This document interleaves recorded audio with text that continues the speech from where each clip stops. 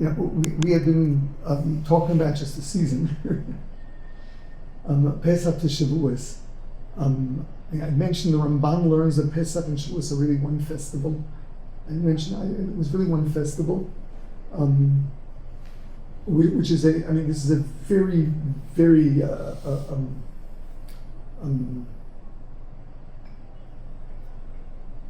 ideologically, what this means is what he's trying to say is that Jewish nationalism and Jewish religion cannot be separated. Pesach was the creation of the Jewish nation. Shavuos, we got the Torah. And he's saying it's one festival. We don't celebrate one without the other. And it's interesting because Shavuos is the one festival that really would not have to fall on the same day every year. What I mean is there is no date given by the Torah for Shavuos. It is the 50th day after Pesach, after the second day of Pesach.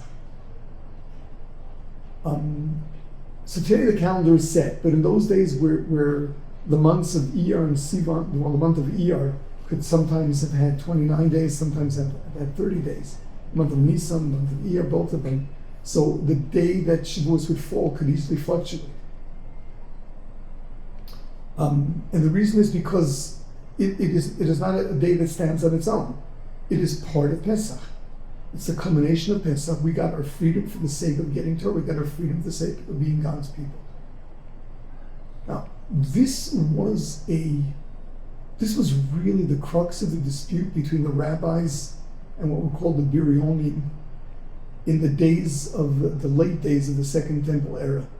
Who were the Biryonim? The Biryonim, well, the Romans surrounded Jerusalem, and the question is, do we surrender or do we fight? The rabbis said we surrender because Rome at that point had no ideology, no religion. They just wanted to rule the world. They had culture, but they did not have religion yet. And they tolerated the religion of any country they conquered, as long as you paid taxes to Rome. And the Roman eagle was atop every official building. That was it. That was all they wanted. So the rabbis said, listen, the future of the temple is not at stake here. The Romans are willing to tolerate rituals in the temple. What is it, taxation? What's the problem? For that we're going to go fight? The Biryonim, they were called Biryonim, the rabbis said, Biryonim are action seekers. They were of the belief that Jewish self-rule, Jewish nationalism is something you give your life for. And they therefore said, we must fight the Romans. There were two sieges to Jerusalem. The Romans on the outside, the Biryonim on the inside, to make sure that the rabbis wouldn't go and make peace with the Romans. They lit the stuff on fire. That's what happened. Then there was enough food to survive the siege. The Biryonim set the food ablaze. It says that they had enough food for 21 years or something. It was very sick. Jerusalem in those days was, Israel was agriculturally it was very successful. They had food, they had fuel. Fuel in those days was logs. They said they could have sustained the siege. The rabbi said, why not surrender?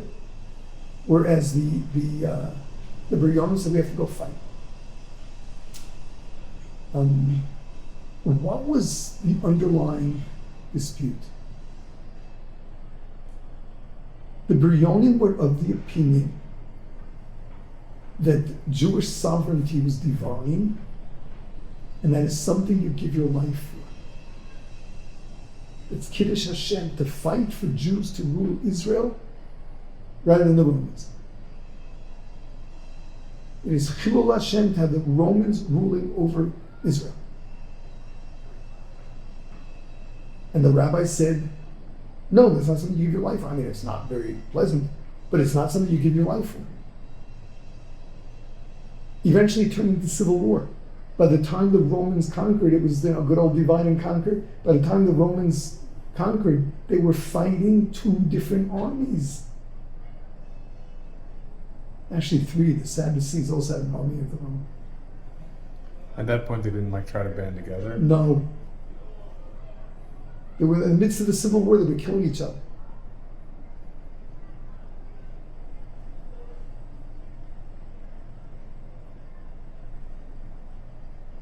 So the rabbis maintained that Jewish nationalism is nice, but it is not priority. It certainly doesn't win out over life. Jewish values do. Jewish nationalism is not something that stands out on its own as kiddush shein shamayim.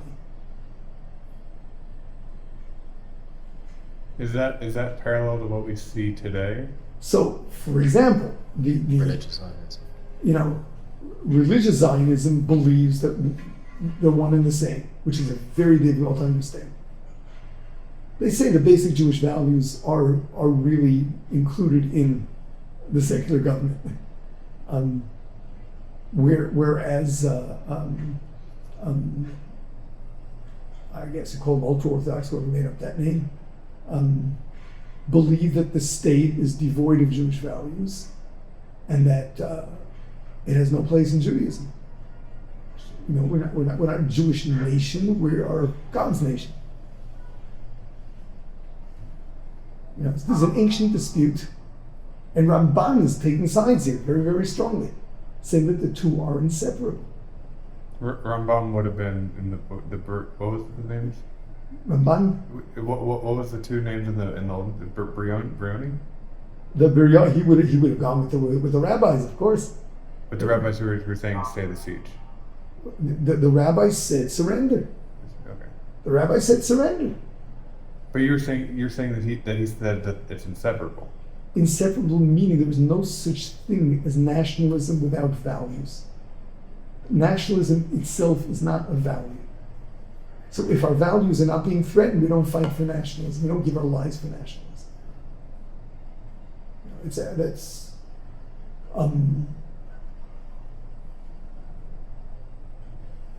Yeah. I mean, you've got to understand that this issue goes way back when. That was what Jews were fighting each other over. There was civil war over it. I mean, thank God that hasn't happened here. Certainly, last thing we need.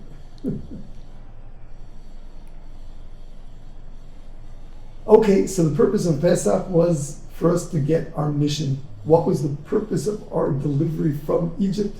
It was for the sake of getting Torah. Yeah, that's what it's all about. There's something I usually discuss, which is on Shavuos we hide the fact that the Torah we received on Shavuos we actually lost.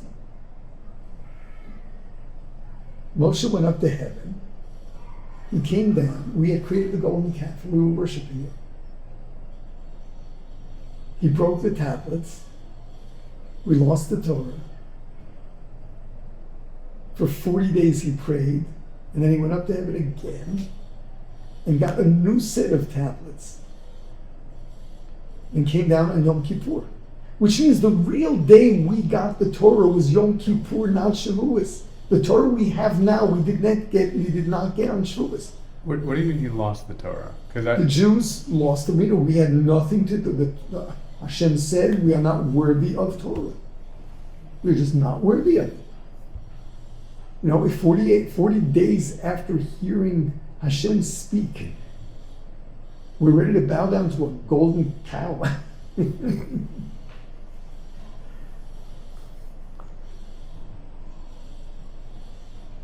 So the answer is there was no second revelation. The revelation that happened on Shavuos, that was the only one we ever had. The actual content of the Torah we got on Yom Kippur. Which is why on Yom Kippur, the Day of Atonement, we recommit ourselves to all of the commandments. Because that's the day we recommitted ourselves to the commandments after having lost them. What is it that we got on Shavuos? It was the day of divine revelation. What we got on Shavuos is that our relationship with the Creator is through Torah. What we got was the relationship aspect of it. When was Shavuos? Shavuos was before Moshe went out? Yes. Yes. So Shavuos is not so much about the actual text of the Torah. It's more about the relationship. Our relationship with the Creator through Torah. Now, the importance of this is to understand the structure of the festival in the way we celebrate it. The general custom, the universal custom is to stay up all night Shavuos and study Torah. And what happens the next day? It's just sleeping and eating. No Torah. And some people ask that if you just do your arithmetic, we end up studying a lot less Torah in Shavuos than on a regular weekday. The night is not that long. It's a summer night in Israel, which is 10 hours maybe, if that much. And we start the night with the meal. So how many hours of Torah do we actually do? We had a couple of hours. And because of that, we kill it the whole next day, and whenever we're up for, we eat. So, I mean, wouldn't it make more sense to spend Shavuos studying Torah by day and getting yourself a good night's sleep and your mind is clear? I mean, it's not so much about the study of Torah. It's more about our love of Torah.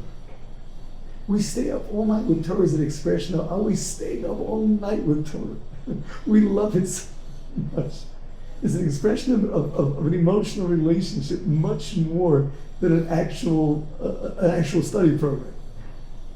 Not only that, but Sephardim still do this today, but the original custom was that Shavuos was not a regular night for study. People used to do what is called Tikkun Leil Shavuos, which is a sampling of every book of the Torah, of the prophets, of the scriptures, of every Masechta of the Mishnah, every Masechta of the Gemara, a little bit of Zohar, a little bit of everything. It's like the first and the last or something? What? It's like the first pasuk and the last pasuk or something? Yeah. Well, what's that about? So it's based on a story the Beit Yosef relates what happened. This was probably it did not happen in Israel. He was not here yet. I'm not sure where this was, but they stayed up all night. There were 9 of them.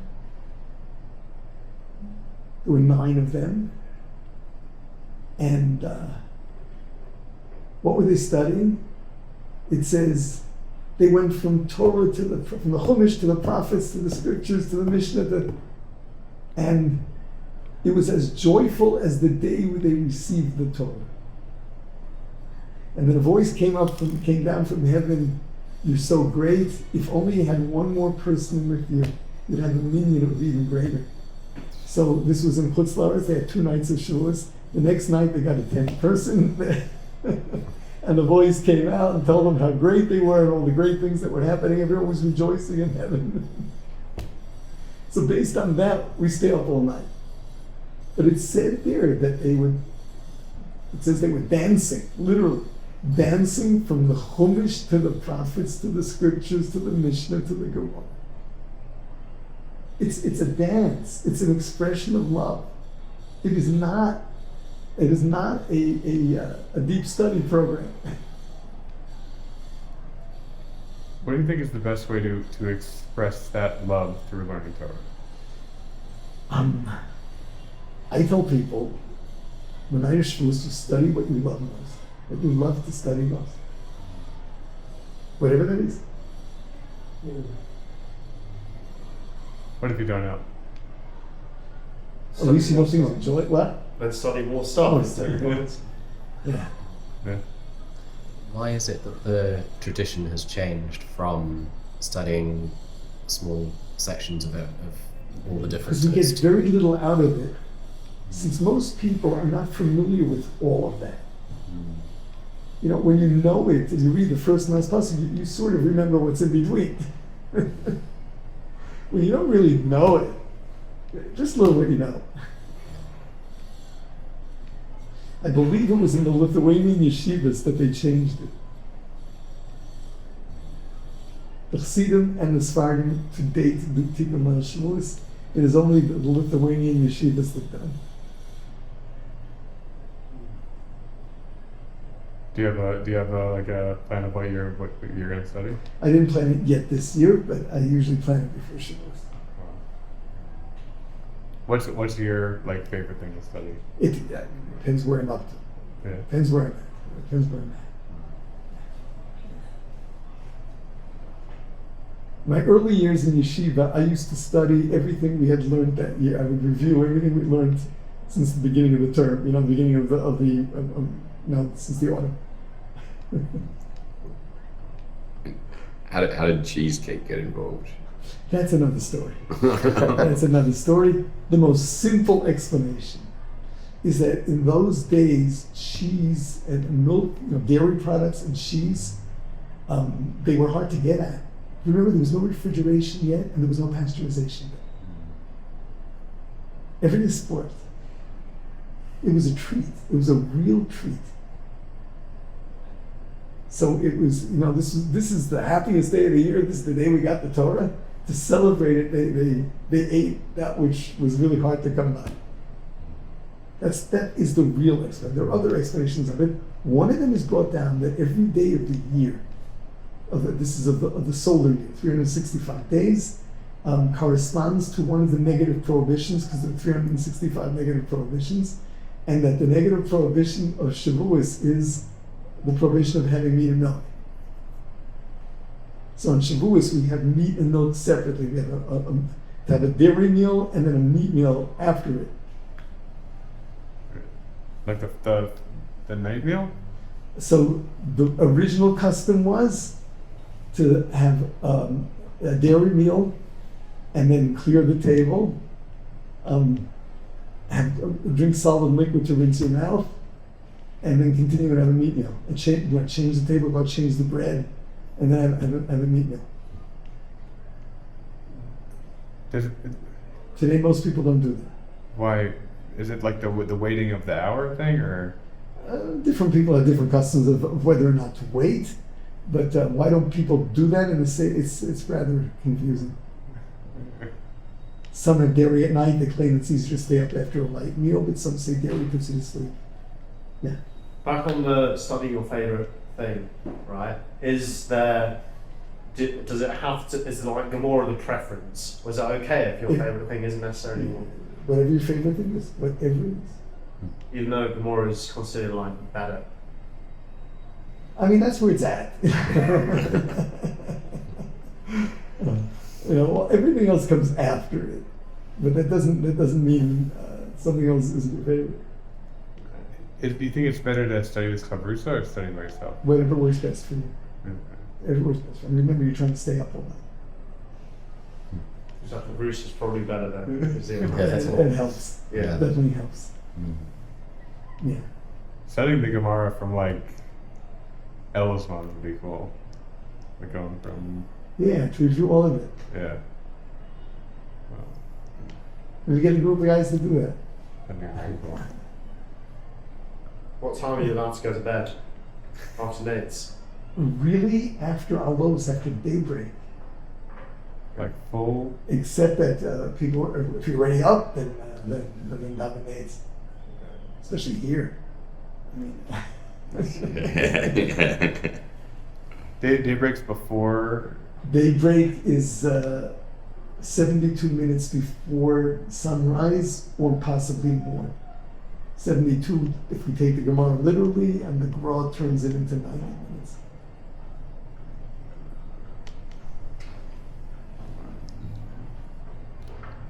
Are we going to be doing Shavuos until Shavuos, or No. I just want to make sure you get it down, and then we can move on. This is a Jewish philosophy class dealing with many issues in Jewish philosophy we haven't done. We spoke about some of the mitzvahs, we didn't speak to them, most of them. Okay.